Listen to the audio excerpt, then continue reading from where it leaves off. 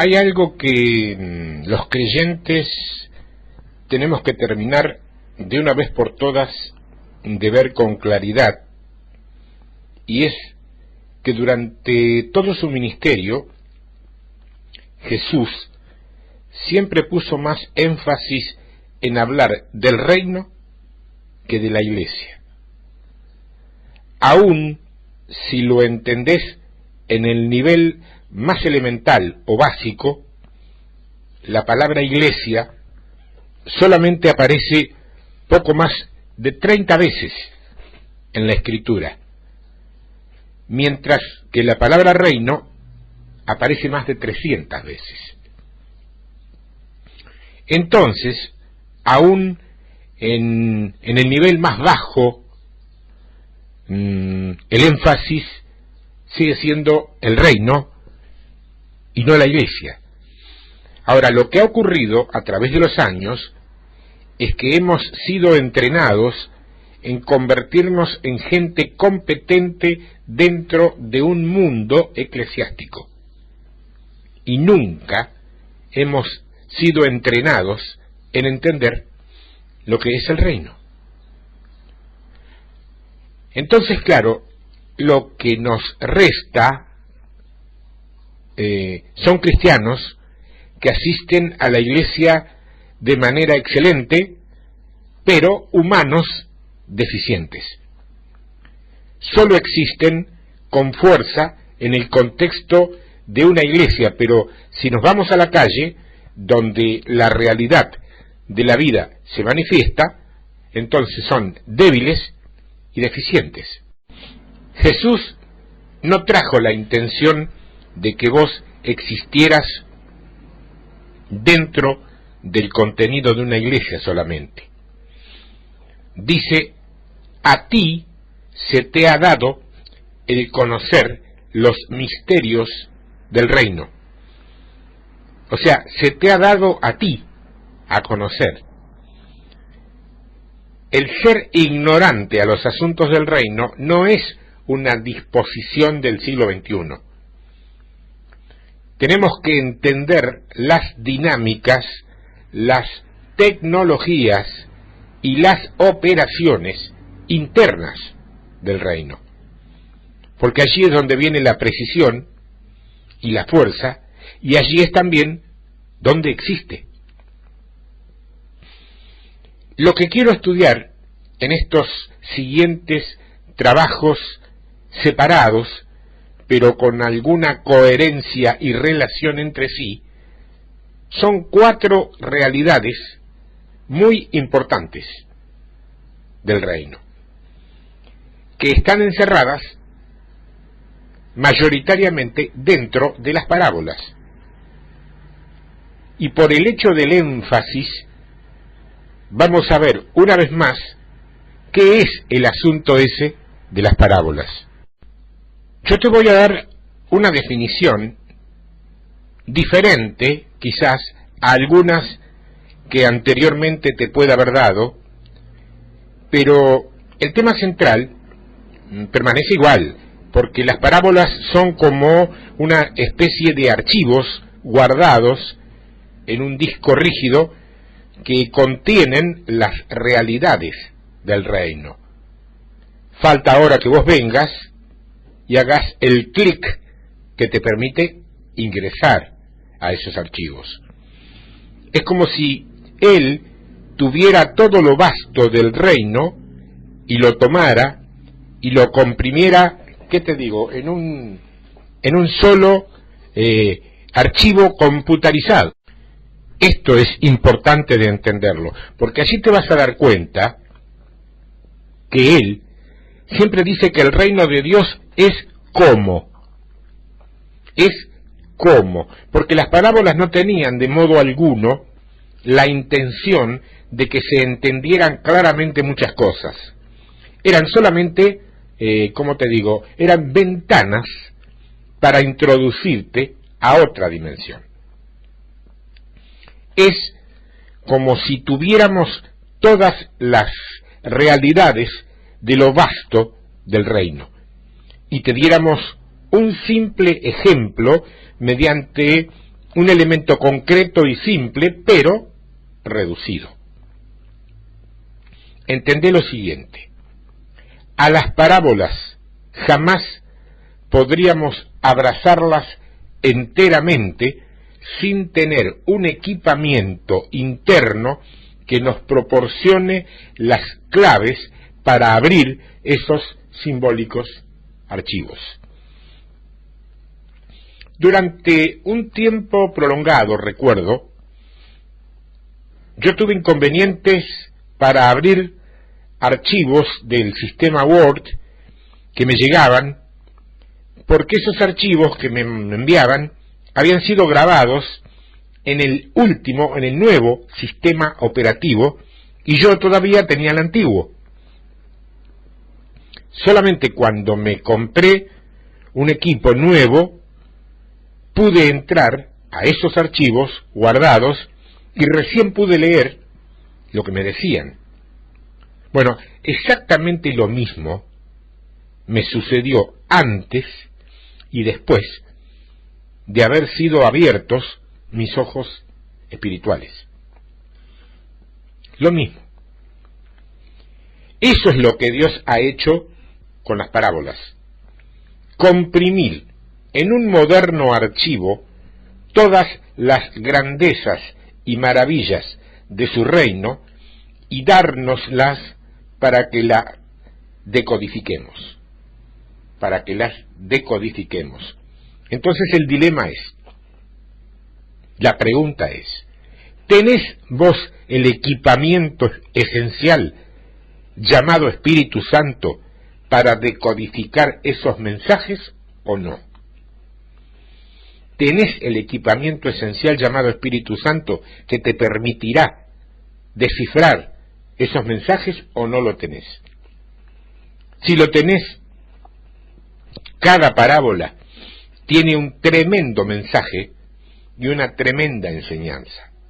Si no lo tenés, solo podés ver relatos insignificantes, pequeños y en algunos casos hasta ridículos, y además poco creíbles desde lo racional.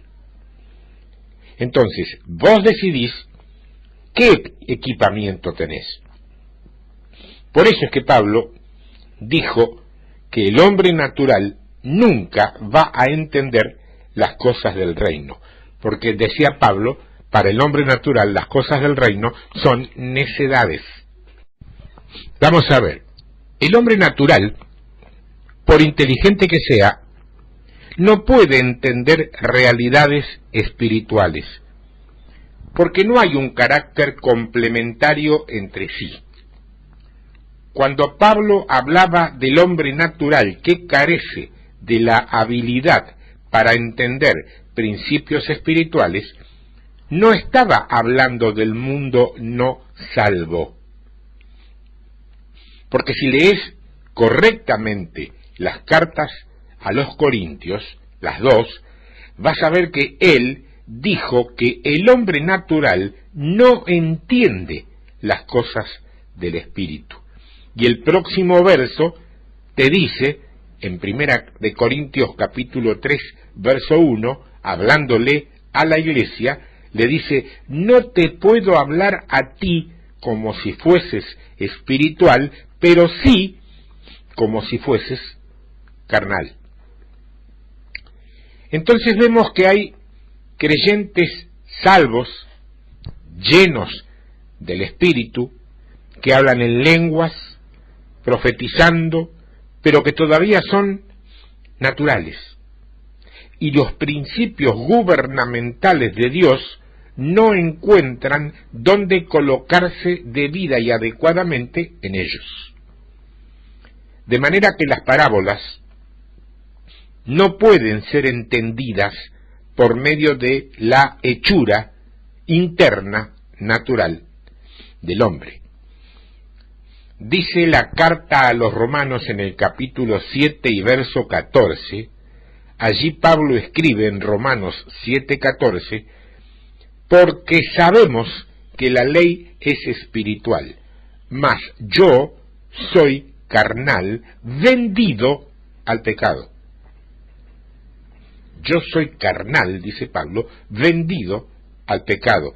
O sea que dice que la ley es espiritual, pero dice que él es carnal.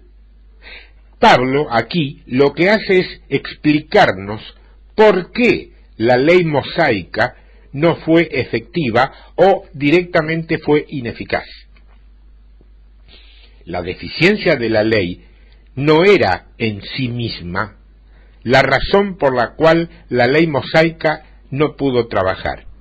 Esa razón por la cual la ley mosaica no pudo trabajar para el hombre fue porque no pudo encontrar una frecuencia complementaria con la del hombre. La ley es espiritual, pero yo soy carnal. No hay una dirección para que se deposite eso que quiere ser depositado en vos. En la misma carta a los Romanos, en el capítulo siguiente, el 8, dice el verso 3, Romanos 8:3, porque lo que era imposible para la ley, por cuanto era débil por la carne, Dios, enviando a su Hijo en semejanza de carne de pecado y a causa del pecado, condenó al pecado en la carne. Quiero que notes que la ley no era débil en sí misma. La ley era débil por causa de la carne. No había cualidades complementarias dentro del hombre para que ella fuera depositada. Ahora bien, las parábolas, porque de eso es que estamos hablando a manera de introducción, pueden hacer lo mismo que la ley de antaño pudo haber hecho. Es decir, donde hay una ley espiritual, se sigue tratando de recibir mental o intelectualmente, y el resultado, más que obviamente, sigue siendo de cero productividad.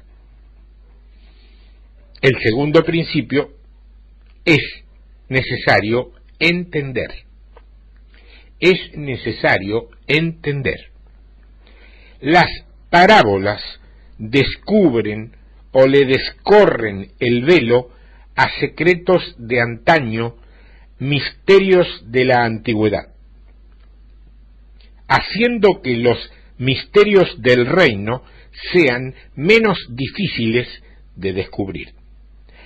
La palabra clave que yo quiero que extraigas de esta definición es precisamente la palabra descubrir. Las parábolas no estaban diseñadas para comunicarnos la verdad. Lo que sí tenían era una vía, un carril para que vos comenzaras a recorrer un camino dirigido hacia un descubrimiento. En el Evangelio de Mateo, en el capítulo 13, dice el verso 34. Todo esto habló Jesús por parábolas a la gente, y sin parábolas no les hablaba, para que se cumpliese lo dicho por el profeta cuando dijo: abriré en parábolas mi boca y declararé cosas escondidas desde la fundación del mundo. Esta escritura final, vos sabés que es extraída del libro de los Salmos, concretamente del Salmo 78. Y hay otra cosa que Jesús no dijo, que también están atadas a esta escritura. El Salmo 78, el verso 1 al 3, dice: escucha, pueblo mío, mi ley, inclinad vuestro oído a las palabras de mi boca. Abriré mi boca en proverbios, hablaré cosas escondidas desde tiempos antiguos, las cuales hemos oído y entendido, que nuestros padres nos las contaron. La palabra que aquí se traduce como que habías oído o entendido, es una palabra en el hebreo que describe el entendimiento deficiente. Un entendimiento deficiente. Vamos a parafrasear lo que Jesús estaba diciendo, a ver si lo podemos ver con mayor claridad. Él dice, voy a abrir mi palabra en proverbios o parábolas, y te voy a revelar secretos que estaban escondidos desde los fundamentos de la tierra, cosas que has oído, cosas que has aprendido, pero que nunca habías podido entender en forma correcta. La palabra clave dentro de eso es la palabra decreto. Abriré mi boca en proverbios y hablaré. Hablaré, aquí, está traducida precisamente como decreto. Esa palabra hablaré, en hebreo, es la palabra que describe la remoción de un bloqueo que estanca las aguas de un río fuerte. También describe el abrir algo que previamente estaba cerrado para que se haga aparente. O sea que las parábolas fueron diseñadas para que las cosas antiguas fueran selladas. Nunca se comunicó a través de parábolas la verdad, sino que el camino era revelado con ellas para que fueras en la búsqueda de esa verdad. Entonces, entendé lo siguiente. Si vos careces de un espíritu que escudriña profundamente, si vos careces de un espíritu que escudriña profundamente, las realidades del reino te van a pasar frente a tus ojos y jamás las vas a poder entender. Acordate que los sellos han sido quebrados, que las rocas que estaban obstaculizando el fluir del río con las parábolas se quitan. Es decir, el velo se corre y comenzás una jornada en el descubrimiento de la verdad. Dentro del creyente, hoy, tiene que haber, como te digo, tiene que haber una inquietud por la búsqueda que lo lleve a escudriñar, con el deseo de encontrar verdades. Es decir, no podemos estar estancados y mucho menos quietos en la dimensión presente de entendimiento que poseemos. Esos son los dos principios que se te han entregado hasta ahora. Número 1, tenemos que desarrollar la vida interna y crear una calidad complementaria para que la palabra de Dios sea realmente palabra de Dios. Para que cuando la palabra nos llegue, encuentre una dirección interna donde alojarse, como te digo, un buzón. Número 2, tenemos que tener un espíritu de búsqueda continua. Un espíritu de búsqueda continua. Tenemos que buscar y escudriñar para encontrar la verdad. Uno de los principios que Jesús dio dentro de las parábolas fue que el reino de Dios es como un mercader, dijo él, que anda en búsqueda de un tesoro escondido. Yo quiero que entiendas que mucho de lo que nosotros consideramos doctrina, hoy, esas cosas no fueron primeramente enseñadas, fueron descubiertas, que no es lo mismo. Porque la Biblia habla de Abraham y de la fe. Y en Romanos capítulo 4, verso 1, considera lo que Abraham, nuestro padre, ha descubierto. Es decir, no fue un principio que primeramente fue enseñado, fue una tecnología del reino que alguien descubrió. La revelación de la Iglesia no era una doctrina que se enseñaba, fue una revelación que Jacob descubrió cuando tuvo la visión, aquella visión de la escalera. Si vos pudieras entender el poder del escudriñar, entonces sí podrías entrar en el ámbito que se llama revelación, donde nuestras vidas son edificadas por medio de revelación y no por medio de doctrina. Entendé que el pueblo del Antiguo Testamento vivía por reglamentos y no por revelaciones. Sus vidas eran acondicionadas por lo que oían. Así que Moisés hablaba una palabra, Moisés les daba la ley y tenían que vivir de acuerdo con lo que escuchaban. Ahora, vivir por revelación es cuando tu espíritu descubre un principio que acondiciona tu comportamiento, o sea, te gobierna, mucho antes que encontres una escritura que lo justifique.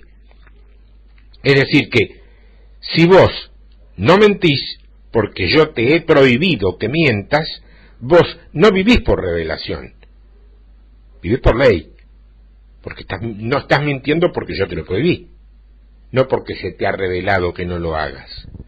Tu espíritu, entonces, aún no ha descubierto el poder de la revelación.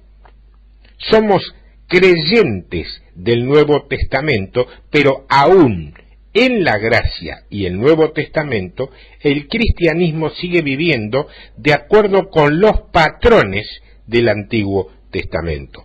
O sea, Abraham no leyó una escritura que le hablaba de la fe y que acondicionó su comportamiento.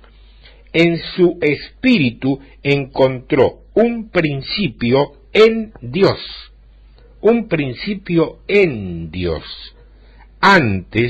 mucho antes que hubiera una escritura que justificara su comportamiento. David, por ejemplo, edificó un tabernáculo en el monte de Sión y no había una escritura que lo justificara. No la había. Es más, había más escrituras que contradecían su comportamiento. Bueno, así hay gente hoy. Había más escrituras que contradecían sus comportamientos que las que pudieran justificarlos. Claro, entonces vos que te gusta tener más o menos todo bajo control, o todo más o menos ordenadito, me decís, pero eso no es peligroso, hermano. Claro que es peligroso. Claro que es peligroso. Caminar en el filo de la navaja solamente lo podés hacer en base a discernimiento del Espíritu Santo. De otro modo te vas para cualquier parte. Es un riesgo. Ahora yo me pregunto y te pregunto, ¿quién te dijo que la vida en el Evangelio no implica riesgos? ¿Quién te habló de un Evangelio con una vida tranquila? ¿Bajo qué parámetro? ¿Jesús? ¿Quién le dio el derecho de tomar el arca del pacto a David y ponerla debajo de una tienda en un monte llamado Sión? ¿Quién le dio el derecho a no poner atención en la corte exterior y el lugar santo? ¿Qué escritura le comunicaba a él el derecho de que les diera acceso a todas las multitudes al arca del pacto? Estaba viviendo por revelación, no por escrituras. Bueno, tenemos que capturar ese entendimiento hoy, en pleno siglo XXI. Hoy tenemos que capturar ese entendimiento, porque eso está establecido en un ser que vive en un continuo escudriñar, ese corazón que siempre, siempre, siempre está escudriñando. Tenemos que aferrar ese mensaje. Y para eso era que existían las parábolas. Porque las parábolas nos colocan en una jornada de nuevos descubrimientos, donde a las verdades del reino se les corre el velo, pero no son decretadas. Vos las descubrís. Por eso vas a apreciarlo más que a todo lo que se pueda haber dicho que hagas. ¿Te das cuenta de lo que te digo? Me estoy explicando con claridad. No te pregunto si me entendés, porque sería ofender tu inteligencia, ofender tu entendimiento. Lo que te pregunto es si me estaré explicando lo suficientemente claro como para que me entiendas. Ahora sí, vamos a Mateo. Vamos a comenzar con esto realmente, porque todo eso fue antes de entrar en las notas. ¿Está? Mateo capítulo 13, verso 1. Mateo 13, 1. Aquel día salió Jesús de la casa y se sentó junto al mar. Y se le juntó mucha gente, dicho sea de paso, que nadie la llamó, vino sola, no hizo promoción por los canales, o por las radios, o por los medios de prensa escrito cristianos, no invitó hoy gran campaña de sanidad, no. Se le juntó mucha gente, y entrando él en la barca, se sentó. No se plantó arriba de una plataforma 5 metros de altura para que todos lo vieran, ¿no? No, entró en una barca y se sentó. Y toda la gente estaba en la playa. Una predicación de lo más rara, ¿no? ¿Quién eran los que le armaban el marketing a Jesús? Y les habló muchas cosas por parábolas, diciendo: he aquí, el sembrador salió a sembrar, y mientras sembraba, parte de la semilla cayó junto al camino, y vinieron las aves y la comieron. Yo quiero que entiendas estos 4 principios bíblicos que están aquí. El intento, tras este capítulo, no es entrar en cada una de estas parábolas y, como te digo, desmenuzarlas meticulosamente. A mí me gusta hacer eso, pero no es este el caso en que lo voy a hacer.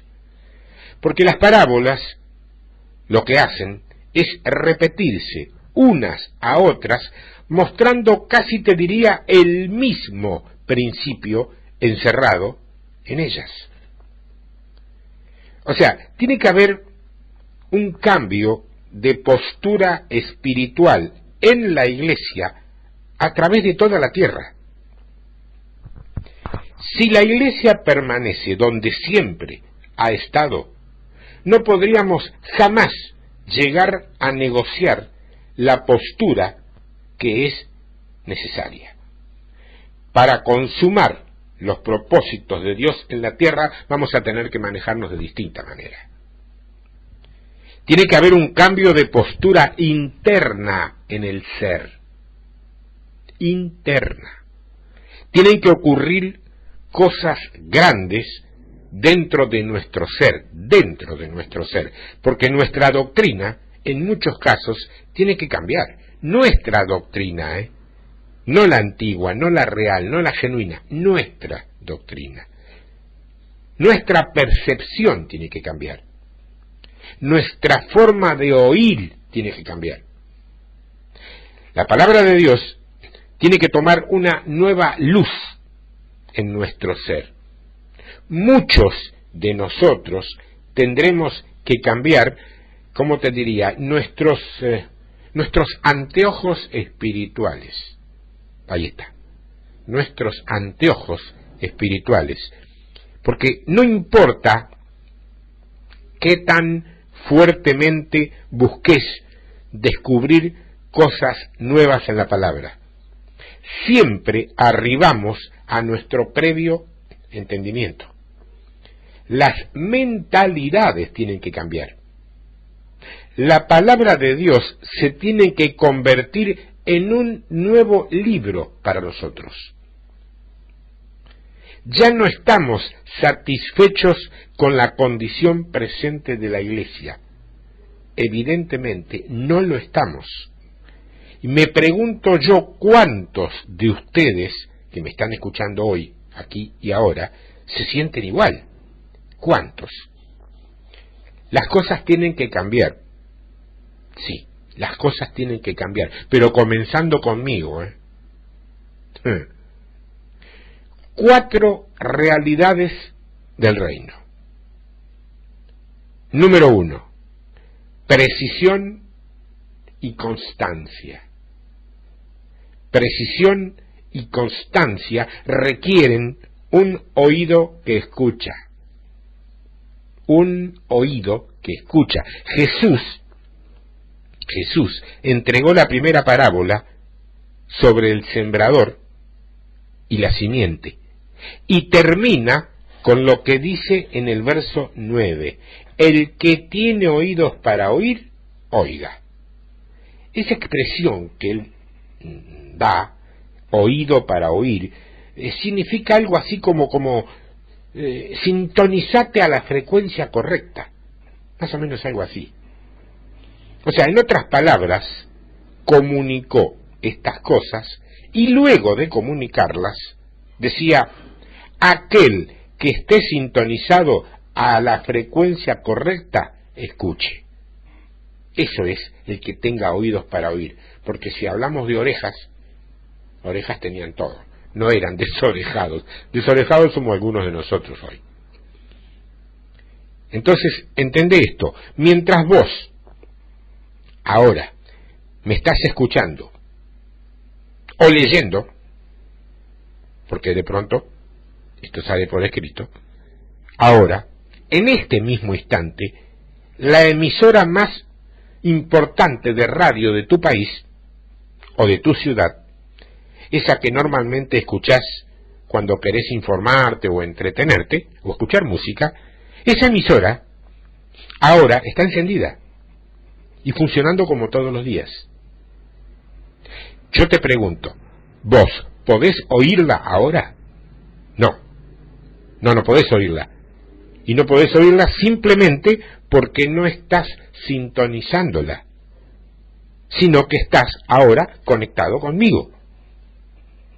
Ahora bien, que vos no puedas escucharla hoy, ahora, no significa que ella no esté difundiendo su programación habitual. Lo que significa es que vos no estás sintonizado con ella, sino conmigo. Bueno, de ese mismo modo, Dios siempre está hablando. Que vos no lo oigas no quiere decir que Él haya dejado de hablar. Porque en la habitación, o cualquiera sea el sitio donde vos estás ahora, no es posible solamente escuchar mi voz o leer mis trabajos. Hay cientos de miles de ondas radiales y voces que están allí, a tu alcance. Solamente necesitas contar con el aparato adecuado y con la disposición para escucharlas. Ahora bien, hay mucha gente que confunde la tarea de sintonizar algo con subir el volumen. Si tu radio está mal sintonizada, subirle el volumen no te soluciona el inconveniente. Hay mucha gente, asimismo, que cree que su ministerio, su unción o su estrategia en la iglesia necesita que la música de la alabanza o la adoración esté al mayor volumen posible. Déjame decirte que no. Déjame decirte que la precisión de estar correcto con Dios no tiene nada que ver con volumen. Tiene que ver con adecuada sintonía. Aquel que está sintonizando a la frecuencia correcta oirá todas estas cosas, aunque tenga su aparato graduado en un volumen que apenas pase de ser un susurro. Mirá lo que Marcos dice al respecto. Evangelio de Marcos, capítulo 4, verso 22. Marcos 4, 22. Porque no hay nada oculto que no haya de ser manifestado, ni escondido que no haya de salir a la luz. Porque no hay nada oculto que no haya de ser manifestado, ni escondido que no haya de salir a la luz. Allí vendría entonces la idea central que estamos enseñando. Si estás sintonizado en la frecuencia correcta, escuchás todo esto. Fíjate lo que dice el verso 23. Dice, si alguno tiene oídos para oír, oiga. ¿Sabes qué? Lo que lees en el verso 23 es la clave, es la llave que te permitirá abrir lo que te dice el verso 22. ¿Me explico? El verso 22 ¿qué dice? Porque no hay nada oculto que no haya de ser manifestado, y no hay nada escondido que no haya de salir a la luz. Ahora, el que tiene oídos para oír, oiga. Esa es la llave que te permite entrar y ver lo que decía el verso anterior. Porque para poder ver las cosas ocultas y los secretos siendo revelados, tiene que haber un oído adecuado. No hay nada oculto que no pueda ser revelado, no hay secreto que no sea descubierto, pero solamente aquel que tiene la sintonía correcta es el que lo descubre.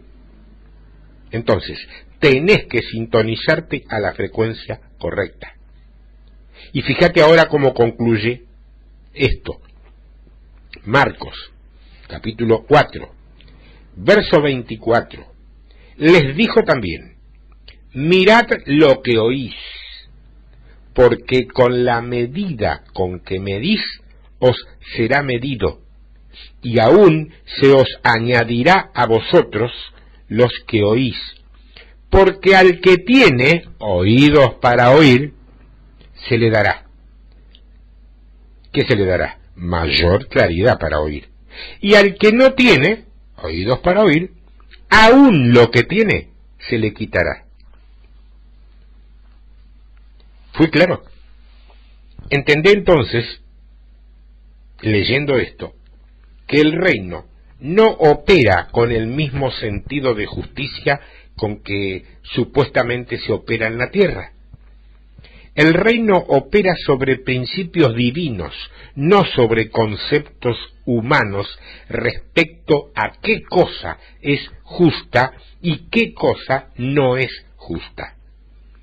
A aquel que tiene oídos para oír, mayor capacidad de oír se le dará. Y aquel que no tiene oídos para oír, aún aquello que alguna vez habías entendido, ahora lo comenzás a perder. ¿O no ves a tu alrededor a centenares de personas que les pasa esto? Que ayer tenían una revelación tremenda, vivieron milagros y maravillas, y hoy se mueven, proceden, actúan y se conducen como si jamás hubieran vivido eso. Funciona así. Si tenés oídos para oír, vas a oír más. Pero si tenés el corazón cerrado y no oyes, aún aquello que previamente escuchaste se te va quitando. Eso es lo que terminó o clausuró cada avivamiento que hubo en la tierra. Eso fue lo que ¿qué te diría? Eso fue lo que abortó todo intento inicial de Dios en la tierra. Todos los moveres de Dios empezaron porque hubo hombres o mujeres que escucharon la voz de Dios. Martín Lutero escuchó la voz de Dios. El justo por la fe vivirá. El justo por la fe vivirá. Él no lo leyó simplemente en su Biblia, lo recibió en el Espíritu. Y eso inició una reforma que luego afectó a la Iglesia global. Entonces construyeron una religión e hicieron un marco alrededor de lo que él había visto y le pusieron por título Iglesia Luterana. Sí. Y entonces pensaron en sí mismos que era todo lo que Dios había dicho y lo que jamás diría.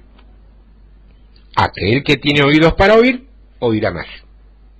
Pero si no tenés oídos para oír, aquello que una vez entendiste, ya te lo quitaron. ¿O no? Con esto creo, estoy seguro, que se firma una especie de certificado de defunción, que es el certificado que los médicos firman para justamente certificar el fallecimiento de una persona, para ciertas doctrinas que niegan milagros, cuestiones por el estilo, que seguramente vos habrás visto o escuchado alguna vez. Si vos observás lo que es la Iglesia Luterana hoy, casi que no podés creer que haya nacido a partir de una tremenda revelación como fue la que recibió Martín Lutero.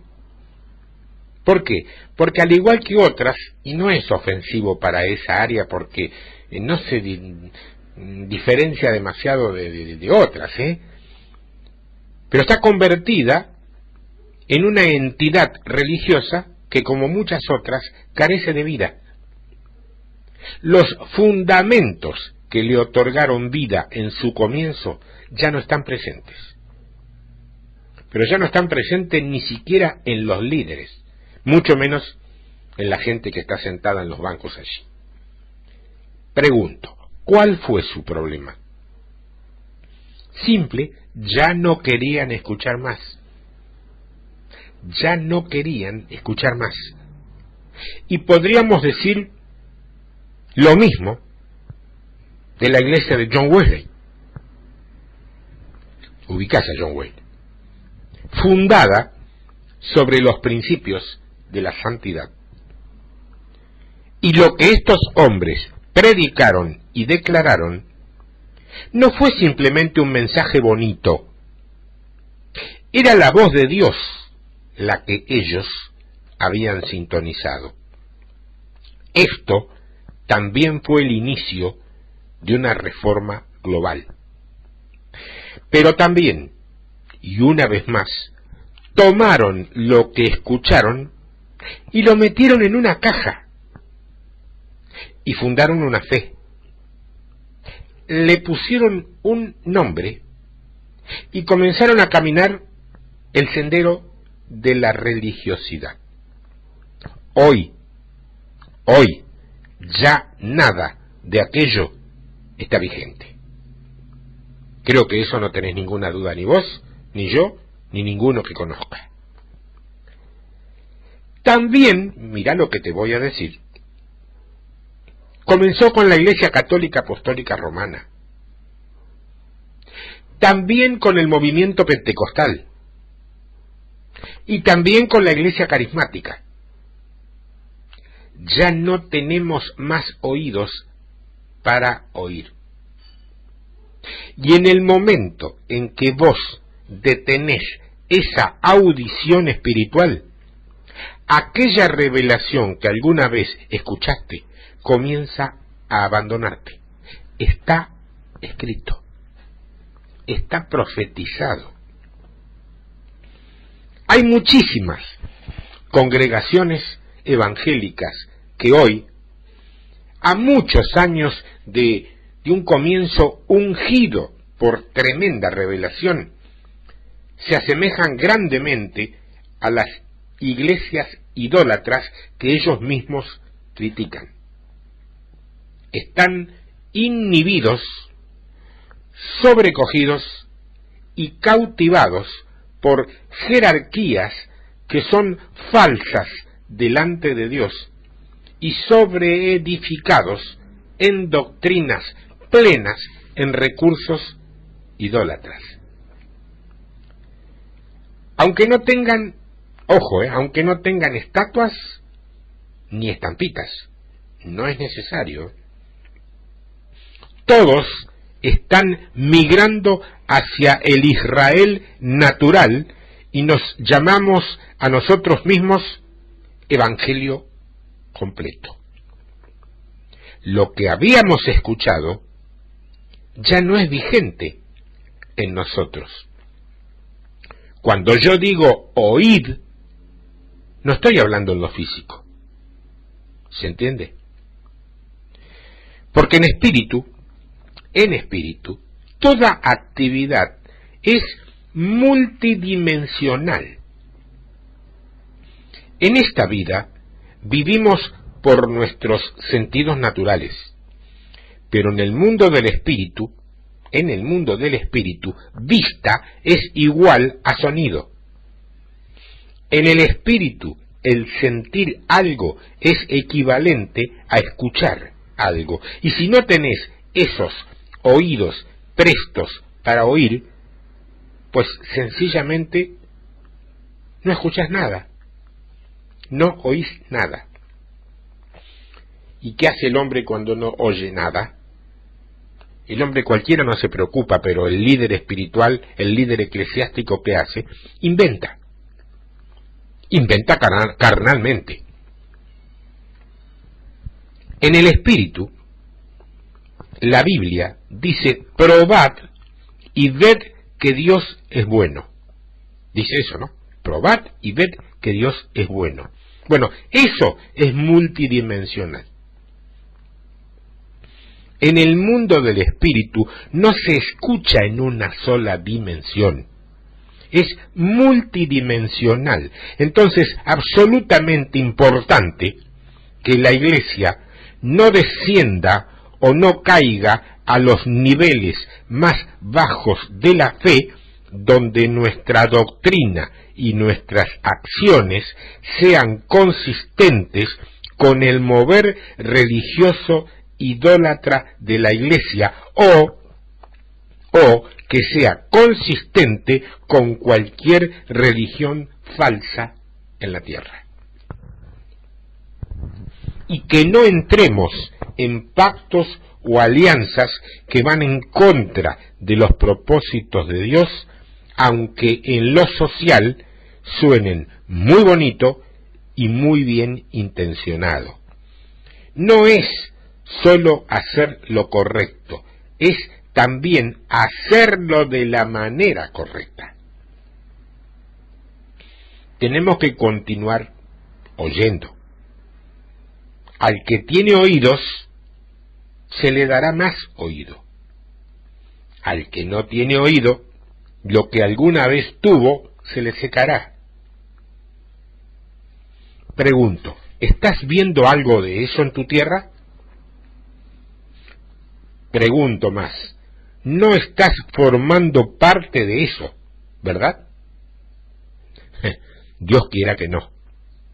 Dios quiera que no. Hoy, decime, ¿cuántos ministerios te acordás vos que en una época hicieron historia con sus tremendas revelaciones, llegando a conmover incluso los cimientos del mundo secular, y que ahora están apagados, perdidos y dedicados esos ministerios a doctrinas solamente portadoras de dinero? ¿Cuántos? ¿Cuántos recordás? Principio número 1, una vez más, precisión y continuidad. Requieren de un oído que escucha. Yo quiero que mantengas ese principio en tu mente. Y no estamos abriendo todos estos principios, solamente les estamos dando un vistazo. Casi te diría, casi como al pasar, ¿viste? Principio del reino número 2. El reino no funciona en aislamiento del mundo. Repito, el reino no funciona en aislamiento del mundo.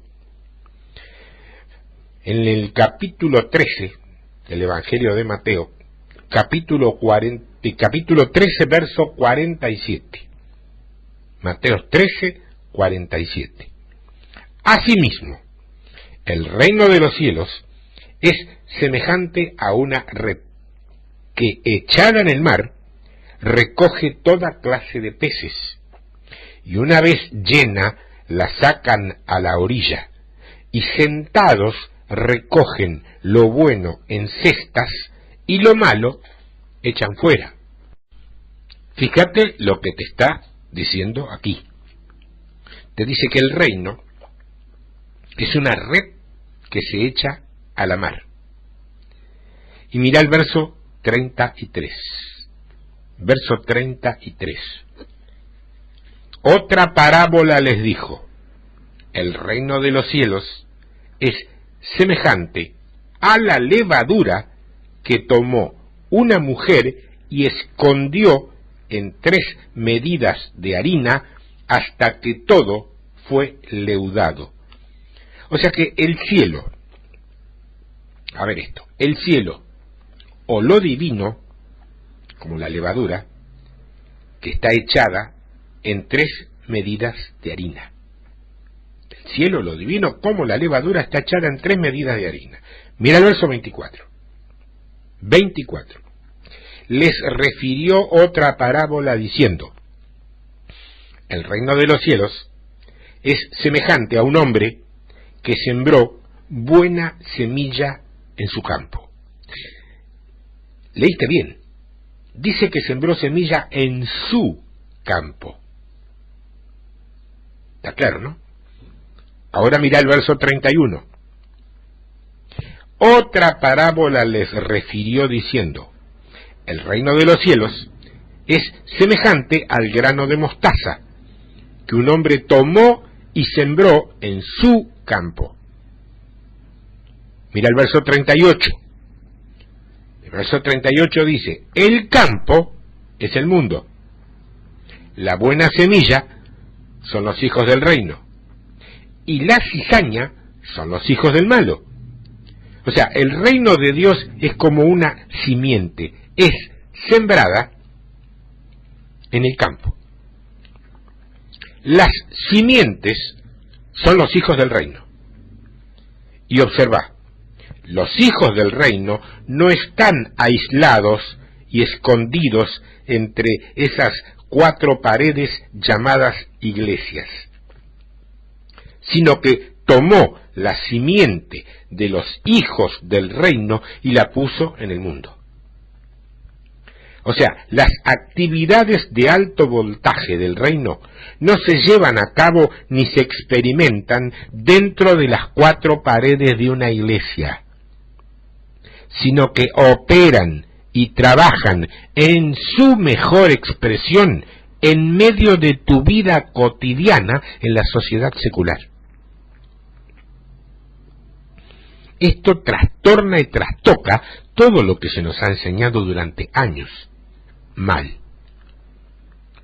Analiza y date cuenta que en todas las parábolas dadas por Jesús, ninguna de ellas es comparada con una actividad de una iglesia. Yo pensé que si tenía que ver con el reino, tenía que ver con la iglesia. ¿Por qué no dice que el reino de Dios, por ejemplo, es como un pastor vestido con un traje de $5,000? O como un servicio de adoración con 3 cánticos bonitos. Jesús no usa ninguna analogía de ninguna iglesia. Las parábolas, acordate, son realidades del reino comprimidos en un archivo computarizado. los voltajes altos de las operaciones del reino se llevan a cabo en la existencia normal de una vida cotidiana. Todas las parábolas describen una actividad normal en la vida de cualquier persona. Ninguna describe una actividad eclesiástica. Ninguna. O sea que la Iglesia no figura allí porque ha perdido todo el epicentro del entendimiento de lo que es el reino. Hemos construido tremendas iglesias, muchísimas, y de alta calidad estética, arquitectónica y funcional, pero se nos ha escapado el reino. La Iglesia tiene que tener una revelación de lo que significa ser, ¿cómo te lo explico? De lo que significa ser bilingüe, espiritualmente hablando. Daniel vivía en la jefatura satánica de Babilonia y habló el lenguaje de los hijos del reino. Pero también entendía todo el lenguaje de Babilonia, Él era, lo que te termino de decir, espiritualmente bilingüe. Hay muchos, pero muchísimos cristianos que lo único que saben es aleluya, gloria a Dios, amén y amén, y gracias Señor. ¿Está mal? No, ¿cómo va a estar mal? Formando parte de una realidad cotidiana de conducta y estilo de vida conforme a lo que debe ser un hombre del reino, está perfecto. Como frase suelta para días domingo en un templo, no alcanza. Como decimos en mi tierra, jarabe de pico, pico boca, bla bla, y punto. Pablo nos advierte que el Evangelio es poder de Dios y no vana palabrería. Esto es vana palabrería. Aleluya cuando hay impacto espiritual, vale. Gloria a Dios cuando Dios se ha glorificado en algo, vale. Amén cuando vas a decir estoy firme, así sea, estoy de acuerdo, vale. Y gracias Señor ante un impacto maravilloso, vale. Pero como muletilla cristiana de templo, no vale. Hay pocos, pero muy pocos, que conozcan el lenguaje de su mundo. Vos no podés andar por el mundo secular con aleluya, gloria a Dios, amén y gracias Señor. Tenés que conocer el otro lenguaje también, sin entrar en ninguna grosería. No es necesario eso, El creyente puede hablar en el marco de su sociedad secular perfectamente sin entrar ni repetir ninguna de las groserías que normalmente escuchás decir a hombres y mujeres del mundo secular. Hay cristianos tan disfuncionales espiritualmente que no se puede tener una conversación normal con ellos. Porque todas las oraciones, no oraciones de orar, sino oraciones de hablar, comienzan con un amén. Se han fabricado un lenguaje que roza casi lo ridículo y que lo aleja notoriamente de lo divino. Es tiempo, creo, de modificar nuestros lenguajes, no adaptarlos, sino ponerlos en vigencia, como para que el mundo secular entienda que si bien hablamos de las mismas cosas que se hablan allí, no vivimos las mismas cosas que se viven allí. Eso es de alguna manera descubrir el decreto, tal el título de este trabajo. Descubriendo el decreto. Escúchalo, estudialo, comprobalo con tu Biblia. Como dicen los psicólogos, internalizalo para que no se te olvide. Y con esto de base, quizás la semana que viene podamos redondear o fundamentar más todavía esto que trato de compartir contigo para que de una vez por todas te incorpores a la ciudadanía del reino a la cual perteneces como hijo de Dios genuino por adopción.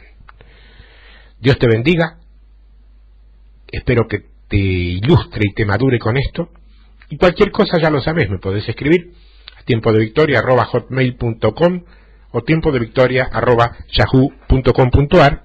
Pones en el asunto Descubriendo el Decreto, que es el título de este trabajo. Dios te bendiga.